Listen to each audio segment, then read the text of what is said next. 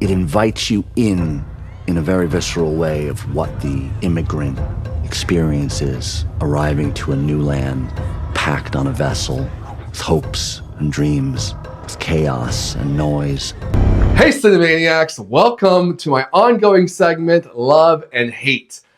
I'm Cinematic Joshua, and this time I believe I have a hate and a love for the Brutalist. So you mentioned that you like the cinematography and you like all the tracking shots. I didn't see any great, like, Scorsese kind of tracking shots in this. And you mentioned the ship part. I thought it was very messy. I love tracking shots, but I couldn't even tell where he was in that. I mean, a tracking shot's good if it's steady and you can tell what's happening. If it's just following along on a handheld camera and happens to be one take, but it's bumping along with people and you can't tell in its blackness, that's not good. Well, don't you agree that, like, when they were coming to America, it is chaotic, it is hectic, and, like, it is very grimy and dirty, and, of course, you're going to be in that perspective of you're trying to get out from underneath the bottom of the ship, and you arrive topside, and then when you do arrive topside, you actually see Lady Liberty, and that becomes, like, grandiose. That's, like, your introduction to America. I feel like it was, like, thematically, like, he's starting off at the bottom, which is, like, coming from his homeland, where, like, it is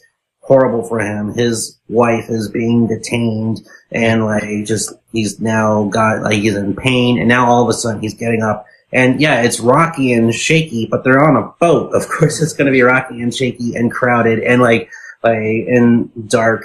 But yeah, technically on that level it's meant to like get you in that perspective of someone who's been in that position. I know what you mean. It was a very immersive part of the film too. Like you definitely felt queasy and claustrophobic, and you know, it did feel like you were right there with him, which I do agree with that perspective. Then you see the statue, and it is this sort of like, I've made it. You're saying it was effective. I think it was not effective in that part with the whole like shakiness and the discombobulation. We're just trying to get into the movie, and we're already caught off guard. But also, it would have been way more effective if that happened. We're like in there in the moment, but instead of that, we have this ridiculous narration from a character we don't know, like doing a letter or something over the entire scene, right? So that is just completely distracting before we're trying to figure out what's happening.